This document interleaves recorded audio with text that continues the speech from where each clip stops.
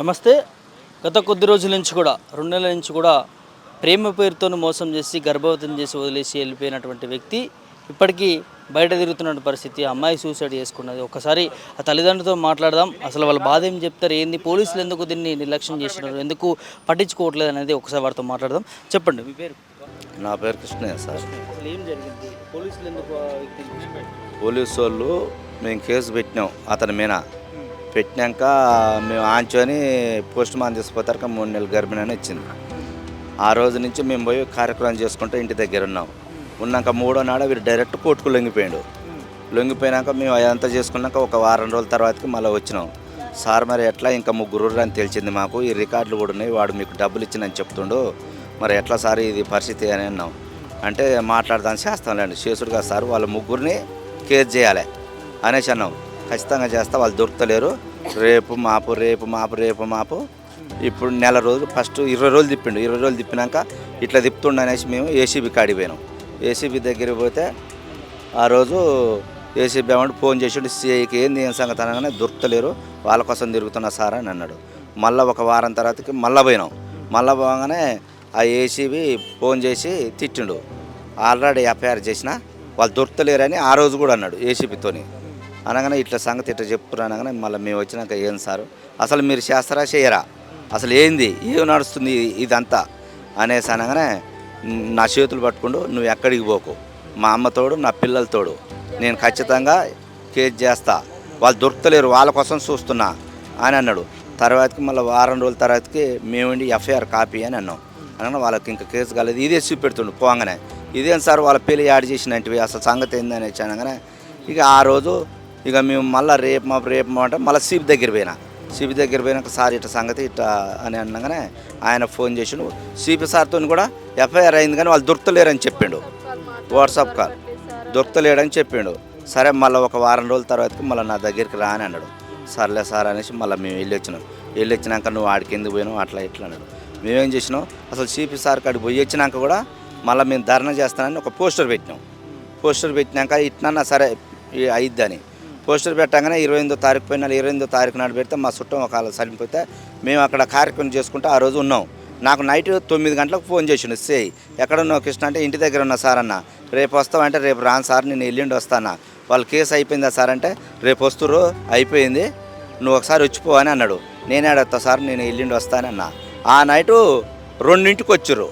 Chaitanyapur police station నుంచి భద్ర SI 2 constable car వేసుకొని వచ్చారు. ఆత్మకూరు మండలం నుంచి ఎస్ఐ 3 కానిస్టేబుల్ వచ్చి 2ంటికి నన్ను లేపాక నేను సార్ ఇంత రైతులు వచ్చారు అనగానే ఏం లేదైతే కేసు పెట్టినావుగా, వాళ్ళ కోసం వచ్చినావు, నువ్వు కూడా రా మాట్లాడతావు, యువతలకి రా అన్నాడు.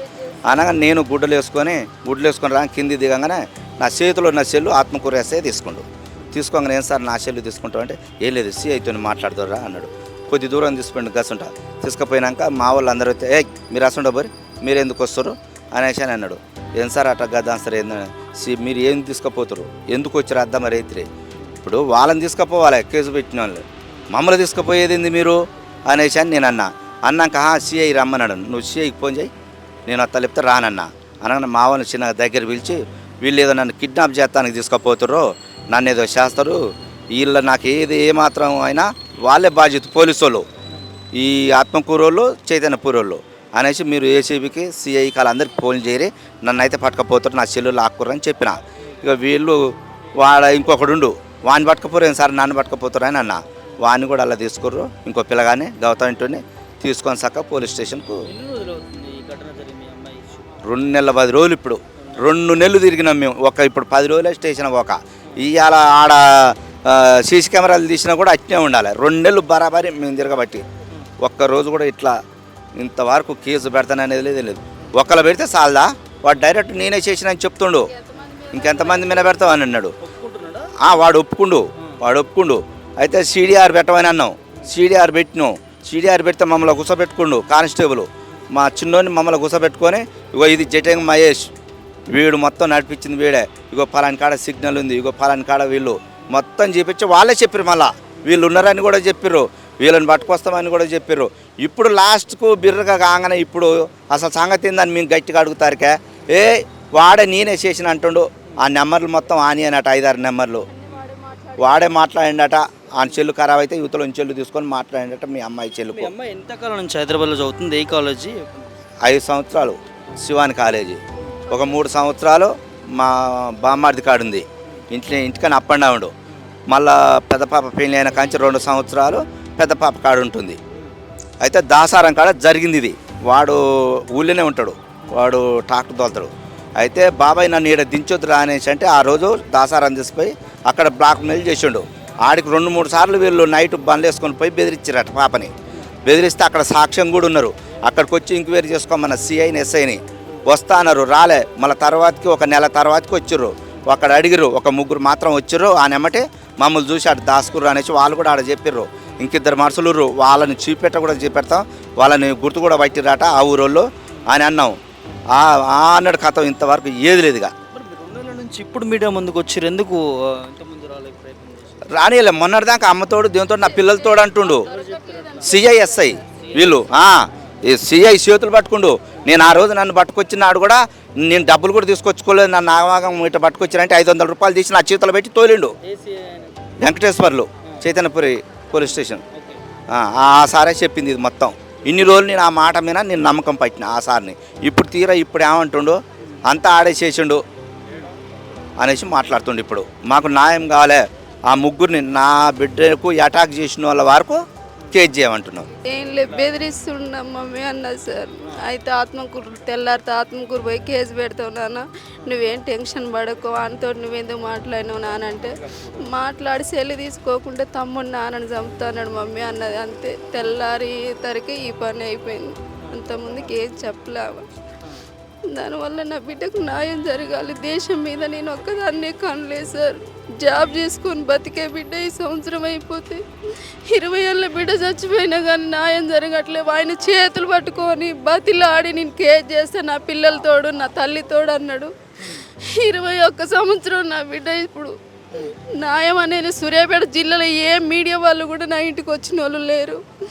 ఏమనేది అర్థం కావట్లేదు. ప్రపంచంలో ఆడపిల్ల అనేది పుట్టొద్దా? అందుకనే ఆడపిల్ల అంటే గౌరవం లేకుంటే అయిపోయింది. ఏ తల్లికి ఇలాంటి కడుపు కోత రాకూడదు. నా బిడ్డకు న్యాయం జరగాలని నా బాధ.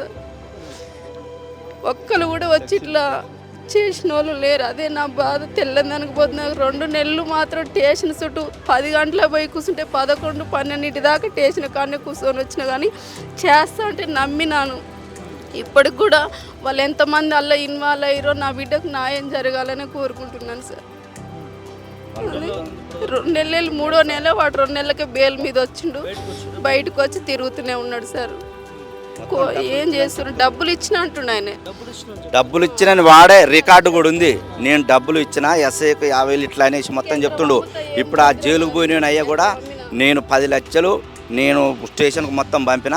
సంఖ్యలేని సంఖ్యలేని కొడుకు వరుణు మొత్తం ఇదంతా చేసి ఇప్పుడు మా ఊరి సర్పంచ్ డిసి మల్లయ్య నిన్న దాకా ఇదంతా ఎట్ట నడుతుందంటే ఒడిజానే ఎంటర్ అయినట్టు ఇలా వీళ్ళు చెప్తూ మొత్తం. ఇప్పుడు ఇది మా ఊరు సర్పంచ్, ఇప్పుడు సర్పంచ్ తమ్ముడే వేడు. ఇదంతా డబ్బులు పెట్టి మెయింటైన్ చేసేది మొత్తం సర్పంచ్కి సపోర్టు ఒడిజానయ్య, సంఖ్యలేని కొడుకు వరుణు మొత్తం ఇది చేసేదంతా డబ్బులు పెట్టి. ఇంకా ఎక్కడ పోయినే లేదు. మేము ఎక్కడ మీడియాలు నడనియం, ఇప్పుడు కేసులు కానియం, ఇదంతా మేమే స్టేషన్కి ఇచ్చిన వాళ్ళే చెప్తుర్రు. రికార్డులు కూడా ఉన్నాయి వాళ్ళవి, డబ్బులు ఇచ్చినామని. జటింగా మహేష్ మొత్తం చెప్పింది ఇదంతా.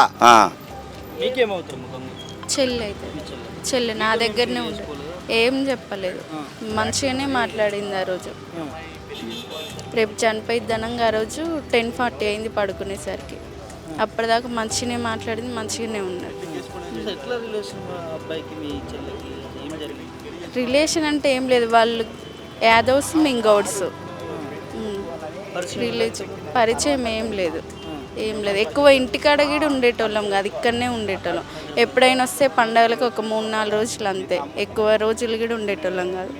తను మొత్తం 10th వరకు సూర్యాపేటలో చదువుకుంది, ఇంటర్ నుంచి డిగ్రీ వరకు హైదరాబాద్లో. ఇంతకుముందు మా వాళ్ళ కాడ ఉండే, పెళ్ళైనాక నా దగ్గర ఉంటుంది 2 సంవత్సరాల నుంచి. అదే అసలు మాకే అర్థం కావట్లేదు సార్. పోస్ట్ మొత్తం అయినాక తెలిసింది తన కన్సీవ్ అని. 3 months 20 days కన్సీవ్ బాబు అనేసి చెప్పారు పోస్ట్ మొత్తం దగ్గర. అప్పటిదాకా తెలీదు. చెల్లె చనిపోయినాక తెల్లారిగాక ఆ తెల్లారి 3వ రోజు కోర్టుకు లొంగిపోయిండు వాడు డైరెక్ట్. నా వల్లనే చనిపోయిందని స్టేట్మెంట్కి రాసి ఇచ్చిండంట పోలీసులకి. అప్పటిదాకా కన్ఫర్మ్ తెలీదు వాడని. తర్వాత కన్సీవ్ అని కూడా తెలియదు, ఏం చెప్పలే. మంచిగానే మాట్లాడింది ఉన్నది. మార్నింగ్ లేచేసరికి సూసైడ్ చేసుకొని ఉంది. డిగ్రీ ఫైనల్ ఇయర్ అయిపోయింది మొన్న. ఇది పరిస్థితి. న్యాయం చేయాల్సినటువంటి పోలీసులే ఇవాళ ఈ విధంగా లంచాలకు అమ్ముడు పోతా ఉన్నారంటూ కూడా బాధితులు చెప్తా ఉన్నారు. మరి క్లియర్ కట్గా 2 నెలల నుంచి కూడా ఈ కేసు అనేది మరి ముందుకు పోని పరిస్థితి. దీన్ని ఎట్లా ముందుకు తీసుకుపోతారు, మరి ఈ బాధితులకు ఏ విధంగా న్యాయం చేస్తారు అనేది ఖచ్చితంగా ప్రభుత్వాందే బాధ్యత, ముఖ్యమంత్రి బాధ్యత, పోలీసుల శాఖ బాధ్యతగా ఉంటుంది. మరి ఈ విధంగా ఇంత విచిత్రమైనటువంటి గాథ మరి ఏ కన్నతల్లి కూడా రావద్దు. ఇట్లాంటి పరిస్థితి మరి ఒకసారి రాష్ట్ర ప్రభుత్వం ఆలోచించుకోవాలి. ఎన్నిసార్లు పోలీస్ స్టేషన్ మెట్లెక్కినా కూడా వాళ్ళకి న్యాయం జరగట్లేదు. గంగోత్రి అనే ఒక మహిళ డిగ్రీ పూర్తి చేసుకునేటటువంటి సిచ్యువేషన్లో ఒక అబ్బాయి మరి ఈ విధంగా తనను ప్రేమించానని మోసం చేసి గర్భవతం చేసి చివరికి వేరే అమ్మాయిని పెళ్లి చేసుకున్నటువంటి సిచ్యువేషన్, తను సూసైడ్ చేసుకున్నటువంటి పరిస్థితి. సో అట్లాంటిది మరి ఒక్కసారి ఆలోచించుకోవాల్సినటువంటి పరిస్థితి. ప్రభుత్వం నుంచి, పోలీసుల నుంచి వీళ్ళకి న్యాయం చేయాలి, న్యాయం చేసి ఆదుకోవాలి. వాళ్ళు 2 నెలల తర్వాత మీడియా ముందుకు వచ్చారంటే పోలీసులు వీళ్ళని మరి మీడియా ముందుకు వెళ్ళొద్దు, మేము న్యాయం చేస్తామని చెప్పారు, కానీ ఇప్పటివరకు వారికి న్యాయం చేయడానికి పరిస్థితి. ఖచ్చితంగా స్పందించి వాళ్ళకి న్యాయం చేయాలని కోరుకుంటున్నాను. వీడియో జర్నలిస్ట్ శివతో ప్రభాకర్, మెరిటి, హైదరాబాద్.